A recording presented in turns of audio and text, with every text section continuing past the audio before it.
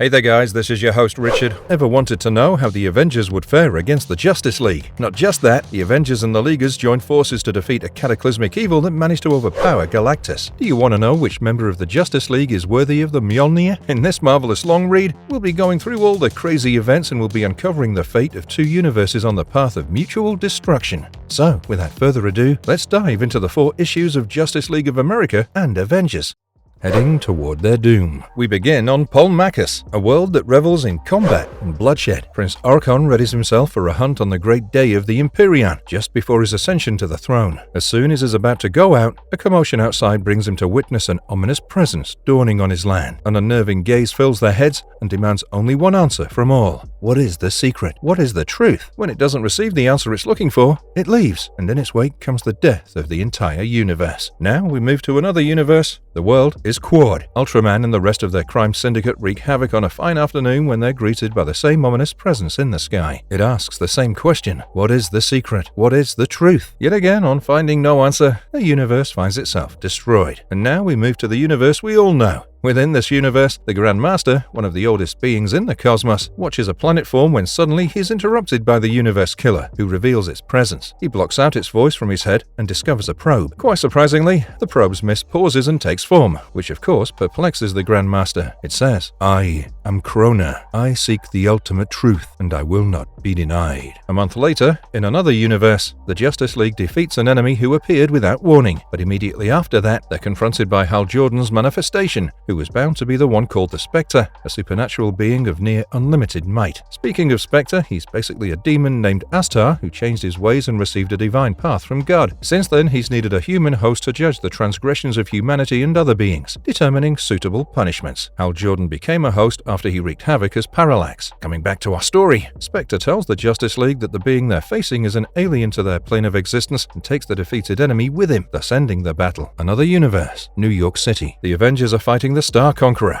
who wishes for total control. The Star Conquerors are basically a race of massive starfish-like aliens who invade planets and deploy starfish-looking parasites to control native life. You may remember them from the Suicide Squad movie. The Avengers rescue Quicksilver from one of its parasites and figure out a way to defeat the creature. Wanda equips one of the parasites on her face, and she's immediately linked to the whole hive mind. She then channels her chaos magic through her mind to the beings above to repel the Star Conqueror, making it flee the planet immediately. However, something feels off to Wanda. She feels as if the creature doesn't belong in their universe. When she made contact with its mind, she felt confused, as if it didn't know how it arrived here. Clearly, the Star Conquerors didn't really want to take control over the people of this Earth, and it makes sense because it's a DC character. Soon, they receive a transmission from Quasar. He tells them that there have been full-scale invasions on many civilizations from beings seemingly appearing out of nowhere from another universe. Elsewhere, the Flash uses a piece of armor from the defeated foe and uses the Speed Force to travel to its parent universe. He encounters a mutant being hunted by people and tries to protect him, only to realize the absence of Speed Force in this universe. He returns to his universe once his powers vanish. When he returns to the JLA Watchtower to report his findings, the JLA intrudes upon the Watcher and the Grandmaster. The Grandmaster then informs them of the deliberately weakening barrier between their worlds. Neither world would survive the strain, but there was one way to prevent it, or at least lessen the damage. He orders them to assemble 12 items of power, 6 from each universe, or countless billions will die. The team recognizes 6 items: the red jar of Kalithos, the green belt of Athul, the silver wheel of Nyarlath, the Medusa mask, the spear of Destiny, the Green Lantern's power battery, the Orb of Ra, and the Eternity Book. The stakes are high, and leaving out any of these items would mean the end of both universes, warns the Grandmaster,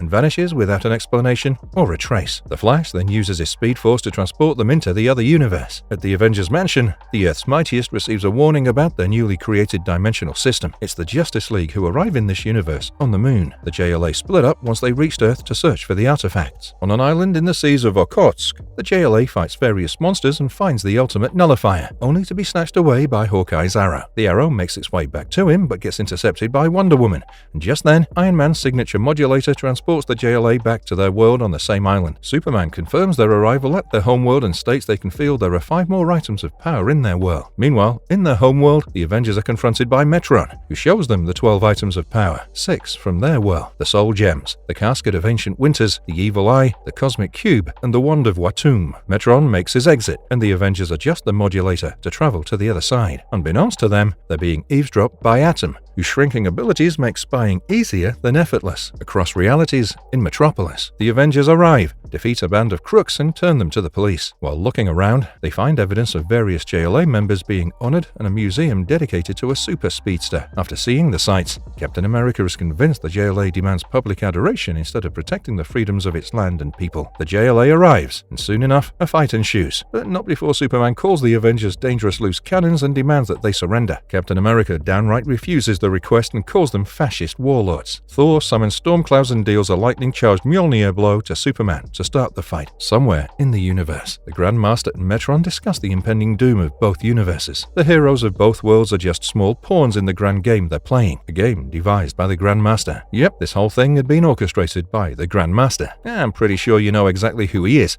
but for the uninitiated, he was the character that Jeff Goldblum played in Thor: Ragnarok. In the comics, he brought together two uber-powerful opposing factions for his personal entertainment. So yeah, the conflict is well established and the stakes are quite high. He and Metron agree that Krona has no intentions of abiding by the rules. Metron states that Krona will claim his prize proudly upon winning, but if he loses, he'll do whatever it takes to gain what he seeks. The Grandmaster hopes Krona doesn't find out the truth about the game. He reveals to Metron that he's playing a deeper game within the current game. What's he really up to?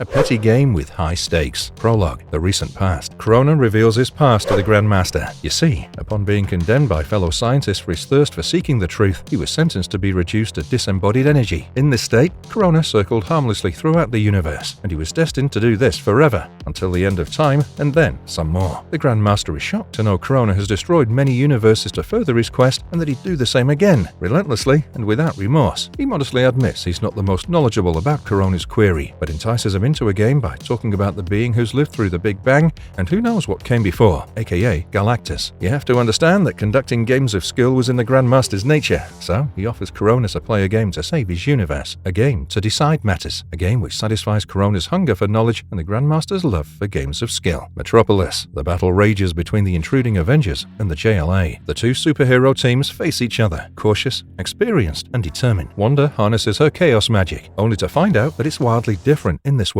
It's more potent, and she can sense worlds, forces, and balances. She now knows where the items of power are. She uses her newfound powers to whisk her team away from Metropolis. The JLA used Flash's Speed Force and made their way to the other side. Both teams were on a quest to get to the items of power before the others did. Superman scans the planet and comments on the world's backwardness before they split into three teams and head out. The Flash is too late and fails to protect the lantern in Green Lantern's apartment. Iron Man and Hawkeye retrieve it, only for it to be teleported to the Grandmaster. The score is tied soon enough, with the ultimate Nullifier scoring for the other team, 1-1. To make it clear, the Avengers are playing for the Grandmaster and the JLA for Krona. In Asgard, Wonder Woman and Aquaman manage to retrieve the Eternity Book, despite Hercules and She-Hulk confronting them. Meanwhile, Superman and the Green Lantern acquire the Orb of Ra. The Avengers seemingly lost this irrational game to the JLA, and the score was 3-1. Meanwhile, Black Canary, Hawkman, and the Blue Beetle fight the twins, Scarlet Witch, and Quicksilver, but Wanda is too powerful for the JLA members to deal with. They fail to protect the Wand of Watoomb. This makes it 3 for the Justice League and 2 for the Avengers. Krona, spectating the game, begins to lose patience, and the Grandmaster explains to him the intricacies of the game: move and counter-move, calculation and desperation. He gives an example of two players who had removed themselves from it completely. Do they plan a surprise? Have they given up? Who are they? Any guesses before I reveal? Well, back at the Batcave, Captain America and Batman are discussing the bigger players in the game. They wonder what the stakes are and where these game masters might be. Meanwhile, Metron comes across Galactus, the destroyer of worlds, the last survivor of the cycle of creation and destruction that collapsed a universe and birthed a new one. He ponders that Krona would stop at nothing to gain Galactus' secrets. Metron continues to be a silent observer and moves on. Back in the Batcave, Batman and Captain America discuss Metron and the Grandmaster. Captain America uses a homing beacon to bring Benjamin Grimm in through a portal. With him, the time bike calibrated with the expertise of Reed Richards. Batman and Captain America leave their present with the time bike,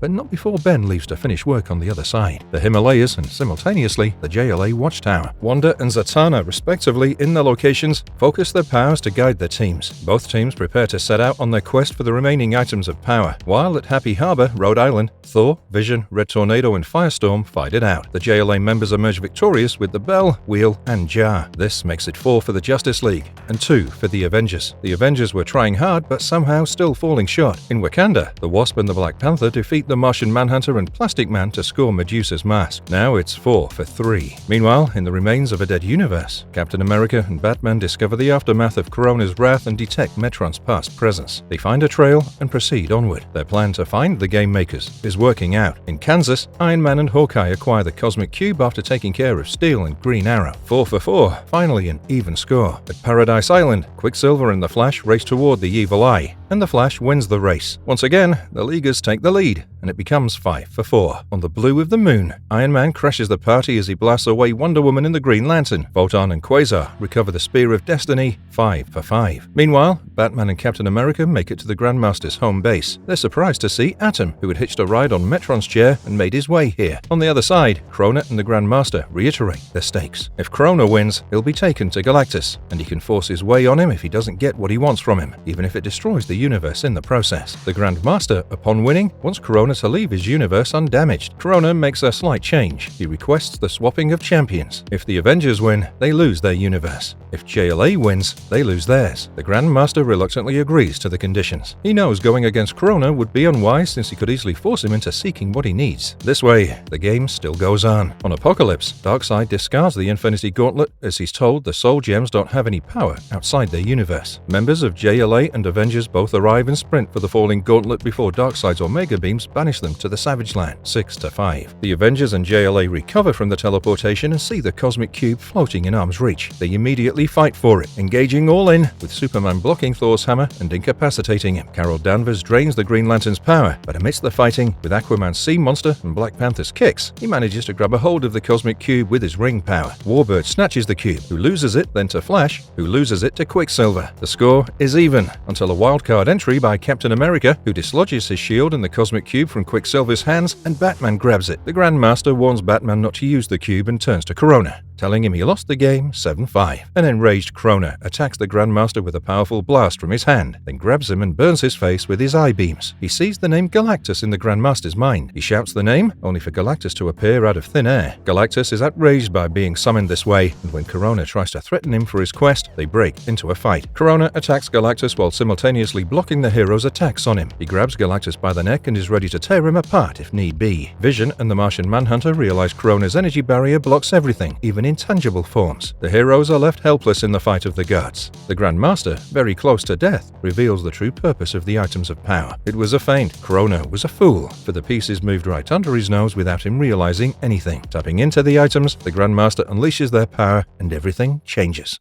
A slow realization. Protected by the power of the Green Ring, the JLA survives and looks beyond the conventional time and space. A wall encrusted with gargantuan husks remaining of those that sought to penetrate it. A mysterious wall that guards unimaginable power. A familiar face seemingly joined the ranks of the silent giants today. It's Dr. Doom. JLA managed to thwart Doom's plan to cross the boundary with the help of Hawkeye. Green Arrow's girlfriend kisses Hawkeye after she praises him for the victory. Except that Hawkeye was an illusion. Green Arrow seems disoriented, and the other JLA members think he meant Hawkman, except he wasn't there either. They head back, preparing the interdimensional communicator to fill in the Avengers about Dr. Doom's actions. Once upon a time, there were 2 universes, and within one of those universes, the Hydro Base is an artificial floating island home to the Avengers. They're just done defeating Brainiac. Captain America doesn't feel right about the victory. He can't describe it when asked by Thor, but he says something feels wrong. Wasp tells him not to worry about his interdimensional trouble, since they're going to call their old friends, JLA, who just arrived not a moment later through a portal. They greet each other, joke about each other being on Earth too, and head to the base. Green Arrow gets caught staring at Hawkeye, who calls him Moldy Arrow. They argue about their archery skills just when Cap feels lightheaded again. One moment, he's talking to Wonder Woman about how they shouldn't have been at Hydra Base. The next, the hand on his shoulder from Jan. Jan tells him they're at an annual get-together with the JLA at the satellite. Cap shakes his head, but he's truly 22,300 miles above Earth in geosynchronous orbit. On another side of the room, Superman interrupts a conversation with Thor. He asks who Thor is out of the blue. A surprised Thor then hears him ask who any of them are. Superman barely remembers beating Thor, and the Martian Manhunter asks Superman if anything is wrong. Before he can answer, they hear a loud commotion from Cap, who feels reality keeps changing and everything's wrong. Superman wonders if Cap feels the same way. Jan holds Cap and makes him remember their memories together. The heroes fought alongside each other when Amazo and Ultron 4 banded together. Grim Reaper and the Key had control of the Serpent Crown, and Kang and the Lord of Time battled each other for the Krona leg, to which Cap says he does remember a fighting quest. In the Avengers comm room, Batman and Iron Man hear the commotion upstairs and put a pin on the discussion. They were talking about the cause of whatever's going on, and the Masters of Evil aren't, since they're still secure in the dimensional void. They arrive upstairs to see Cap and Superman argue with each other. Cap calls him over-muscled, high and mighty. Superman retorts by saying Cap has a phony, sanctimonious pose. An irrational snarl is the only common factor between them, as they shrug off their allies, restraining them and causing a clap of silence that overwhelms their senses, that blinds, numbs and deafens, and everything fades away to reveal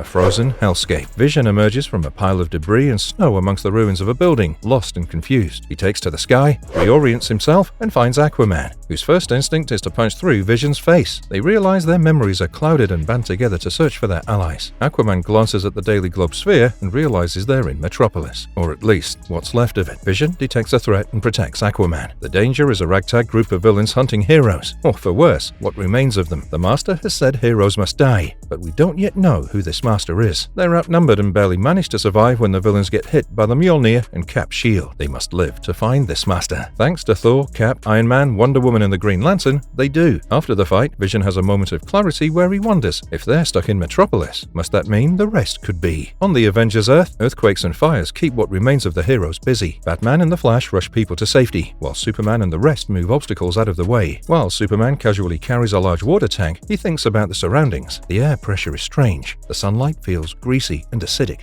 and people's hearts beat too fast. Their memories are hazy. Barry is the Flash, which is odd, but he's not sure why. A turban-wearing man out of the crowd of people they saved recognizes Superman. That could mean only one thing. People from both worlds are crossing over. Batman figures as much and wants to find the epicenter of the quakes, and with it, the man behind them. They sigh with relief as it starts snowing, but the crowd grows scared. It's not regular snow. The turban-wearing man says the snow brings ghosts back, and the air goes electric. The wind picks up. It's suddenly colder and darker, and there's a faint murmur that builds up until the ghosts arrive. Superman commands the Martian Manhunter to talk to the ghosts mentally to see if he can understand what happened. The Martian Manhunter does precisely that. He feels their mind's presence, but thin, feeble as if they're far away. Meanwhile, in Metropolis, the air goes electric. The wind picks up. The heroes are moving along as Vision is scouting for them, and the Green Lantern forms a plow with the power ring and clears out the snow. Vision feels something ahead when, all of a sudden, he's shocked. All the people in the buildings around them just vanished. He can't hear them anymore. Thor alerts them to an energy surge right next to them. It's the people. They're back, and with them, there is the Martian Manhunter. John believes he knows now that the storms are causing people to switch worlds, casting them at random. He doesn't know why. His psychic presence, still back in the other world, calls out to Scarlet Witch and Superman and tells them about the storms. They must follow where he leads, swiftly. The storms are increasing in frequency and magnitude. While evacuating the place, Superman comes across a Daily Planet newspaper, which makes no sense. Spider-Man, interviewed by Clark Kent in a newspaper from Metropolis, published in New York? This doesn't make any sense at all, but it seems real. It is happening. They move around a corner and come across each other. Between them, the epicenter, the rift. The violent energy seethes and ripples before them. It forms a face as if to gaze at them mockingly. Almost sounds like laughter. Krona? But it couldn't be. It's Krona, the Master. He's been dead for some time, but they couldn't recall before. But now they begin to piece the puzzle together. They talk about Krona and slowly remember the Grandmaster's game, the loss of Krona, Galactus' appearance, and Krona's attack, which caused the Grandmaster to do something. The rift coalesces into a dense cloud and erupts with force, spaceward with a deafening roar. Superman has a feeling he knows what's happening. He sets off behind the energy, Iron Man following him. As they gain altitude, they observe places merging at random. Iron Man remarks that this is due to their Earths differing wildly in size, density, magnetic fields, and more. Even their physical laws might not be the same. The rift energy slows and pauses as they both turn around. What they see, they don't believe. They can't. Their minds literally can't comprehend what they're witnessing. It's as real can be. The worlds are merging, or better yet, are being forced together. They're too different, and the more they unite, the more they destroy each other. John takes a glance at Krona's face, almost jubilant now. Scarlet Witch and the Green Lantern use their powers together on the rift energy. Chaos magic and emerald energy become alliance, energized by their minds, allies' minds and souls. They give everything they have, willingly, until, at a landmark site on Fifth Avenue, the heroes find themselves greeted by an ever-steadfast Jarvis, who never doubted their return. Cap asks whether there's electricity. Jarvis says yes, after which he's told to prepare coffee. They're about to have company. The Justice League appears soon enough. The heroes get to business quickly. They have a respite in having delayed Krona. It's obvious now they haven't defeated him yet. They analyze the deep space scans and find gravitic distortions, as if space is warping. All of this, Krona's doing. The key to their victory is clear: the Grandmaster. They have to find him at all costs in order to find out what he did with the artifacts the heroes assemble. They discuss their plan of action, but they're interrupted by the Phantom Stranger. If the heroes are to reach their goal, the Stranger must guide them himself. Superman reassures a suspicious Thor that the Stranger is trustworthy, albeit mysterious. They watch as the Stranger opens a doorway to the cosmos and leads the heroes on a path to the Grandmaster's abode. As they enter,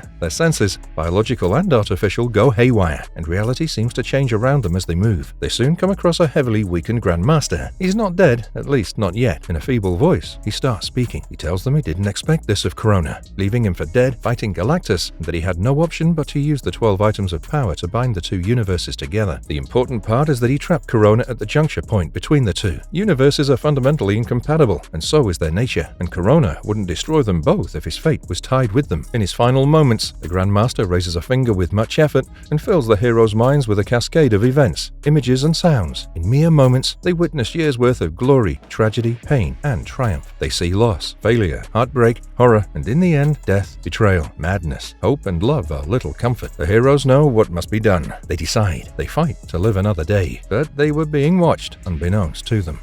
The boss fight. We see screens, many of them, all depicting a civilization's harrowing journey. The end was near. They knew the end of the universe. They didn't go quietly. The last of their manned ship aimed for the terminal point into which all matter was collapsing. As they flew, they succumbed to the universal decay that sealed the fate of everyone except for one. The sentience of the universe beckoned upon the son of Tar. It asked him to join it and become one, so they escaped their shared fate and forged a new one together. They were reborn as Galactus. Krona finishes telling the story to an intrigued Metron. He asks of Krona's next move, to which he says he plans on making both universes suffer so their sentience may arise, and he may ask them his question: what is the truth of creation? In the void, two universes, two worlds convulse, shudder, and begin to crumble. In one of these worlds, in New York, various heroes work hard on saving people. In the other world, in New York, much of the same. Both worlds' media being told their premier heroes, the Avengers and JLA respectively, working hard on saving their realms from the crisis. In the JLA Watchtower, Vision seems inconsolable about the loss of his future children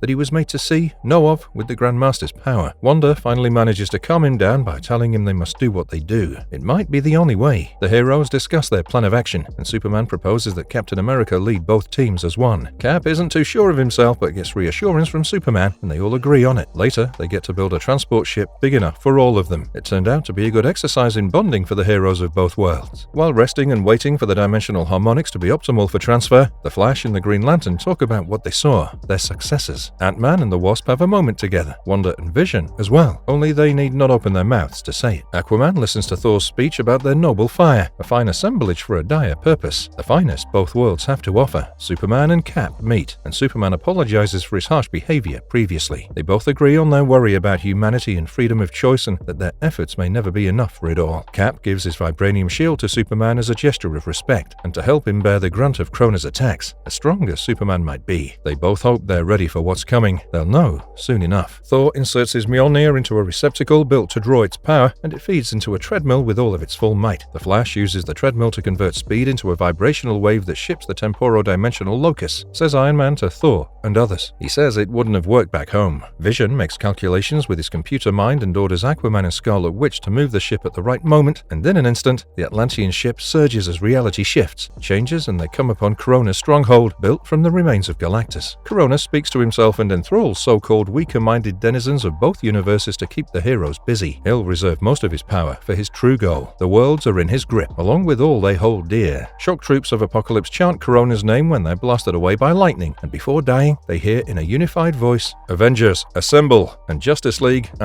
lambast, says the Wasp. The Martian Manhunter establishes a psychic link between them all and Captain America, who leads them all from afar, informing them of enemy advancements and telling them of their weaknesses. Superman enjoys the vibranium shield, asks for one of his own, and is disappointed when Thor tells him there's none like it in any world, including his own. Meanwhile, the Flash and the Wasp try to find kinks in the field wall, blocking their advance. The Wasp notices the irregularity in the field as if it's been built hastily. She finds gaps, and Batman makes it through the enemy's defenses. Cap notices a change in their environment, that that noise? That light? Wanda tells him it's some kind of wave rippling through the area. Its chaotic wild nature meant it couldn't have been from Krona's doing. Hank Pym figures it's a chronal instability, as all their uniforms change. Rosters change into alternate selves. Iron Man tells John to update the new arrivals and get them into action quickly. Metron watches the spectacle with Krona as he remarks on the efficiency of his defenses. He had to enhance his thralls. He's interrupted by Krona. With the energy Krona's drawing from the two universes, they'll not remain coherent, even less so the heroes or the oasis under their feet. Krona informs Metron he has found the universal avatars, the consciousnesses of both realms, and seized them. He requests aid from Metron to bring the avatars to accountability. Metron outright rejects his request. Krona is surprised and asks if they're not the same truth seekers. Are they? Metron asks Krona and proceeds to ask if he knows what he truly seeks. Truth? Answers? Or is it conquest? He leaves everything up to Krona and gets ready to leave. As he zooms away, he doesn't fail to mention he shall be watching. After all, he'll be very interested in the outcome. The heroes are engaged in combat with various villains from their worlds. Batman informs Cap that he's taken down the field generators and is scouting further, just as he gets kicked in the face. It was none other than Batroc, the Leaper. Plastic Man finds out the existence of a hidden energy barrier the hard way and warns the rest of the heroes nearby. Black Canary screams away some of the enemies before getting confronted by Felix Faust. Red Tornado appears out of the blue and conjures up a tornado, dissipating the energy barrier if only temporarily. Superman calls upon Thor to help the Red Tornado, and Thor summons unholy lightning over the Twister to protect him. Hawkeye gets Thor's back, but no one gets his, as an enemy smashes the ground he stood on and he falls, only for the Flash to break his fall. But the Flash and Hawkeye get zapped out of nowhere, and after witnessing it, the Green Lantern loses his mind. He puts his fists forward, his forms changing due to the chronal instability. But one thing remained common: his will, as he blasts away anything in his path. Cap comforts them all as they mourn their loss and asks them to keep fighting for their worlds, followed by Thor, who inspires heroes near him to fight harder. Their enemies multiply seemingly without limit. Their own numbers wax and wane without warning. Chaos surrounds them from all sides. They still fight. That remains constant. Cap's keen mind compensates for every surprise, and John's telepathy transmits everything instantly to weary champions and new arrivals alike, and they drive forward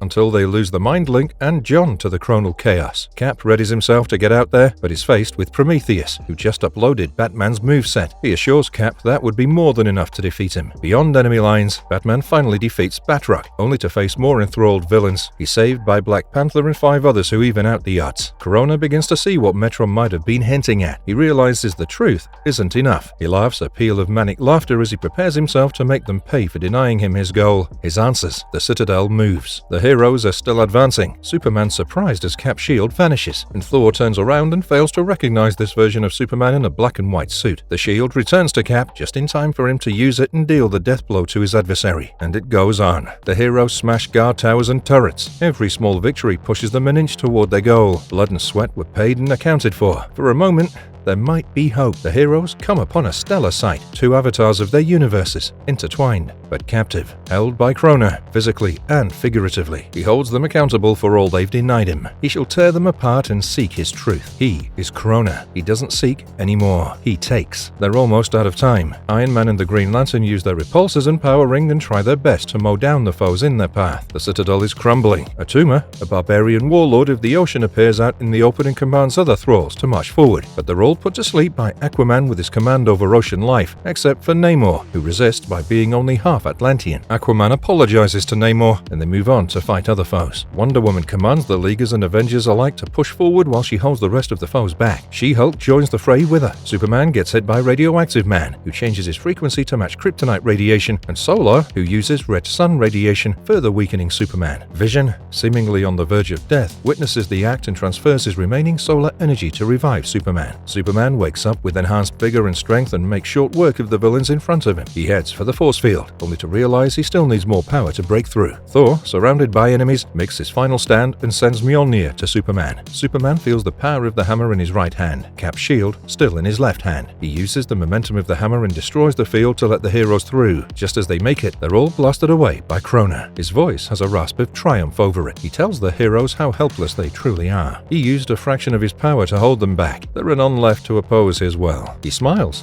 a thin, unpleasant smile, his arms and mind channeling unmeasurable power in a globe above his head. He continues to monologue as he turns his full attention to the recalcitrant universes, just as he's interrupted by the Flash, who was the distraction. Along with him, Hawkeye, both having made away safely from the zap by the breadth of their hairs. Hawkeye tells Krona that he just used his last arrow, a TNT arrow, to be specific, into the globe of channeled energy. Krona turns to the now shattering globe as he looks at it shatter, and with it, his fate is sealed. The globe collapses into itself, taking Krona along with him. Victorious, the heroes are in a somber mood as they mourn the loss of their fellow heroes. The sacrifice was not in vain. They wonder if they won this time. Batman turns around and points them all toward a spectacle, their once merging worlds being pushed apart into normality by none other than Hal Jordan, the Spectre. Hal was the one who paid the greatest cost to fight this fight, and now in this state, he still fights on. The worlds separate. Superman mourns the death of Vision and confirms that he's not heard any internal activity within him. The heroes feel an overwhelming surge of energy as the ground underneath shakes, and Galactus starts to reform. That's their sign to get out of there. Superman hilariously fails to pick up Mjolnir as Thor picks it up himself and remarks about the enchanted nature of it. After all, very few worthy people have been allowed to use the hammer in desperate hours. It was in good hands for a brief time, Thor says. The heroes make their exit, JLA with the help of the Flash, and the Avengers with Mjolnir. They bid each other goodbye as they promise to keep fighting. And once upon a time, as with all things that happen once upon a time, the tale reached an ending. For all things must have an ending, mustn't they? Metron and a restored Grandmaster gaze upon the singularity formed when Krona and his power collapsed into an egg-like shape. Metron confirms the presence of Krona within it, and perhaps Krona will finally learn his long-sought truths by being a part of a new universe hatched from the egg. They acknowledge the game they finished playing, and Metron will now observe the cosmic egg. Perhaps they'll play this game again someday.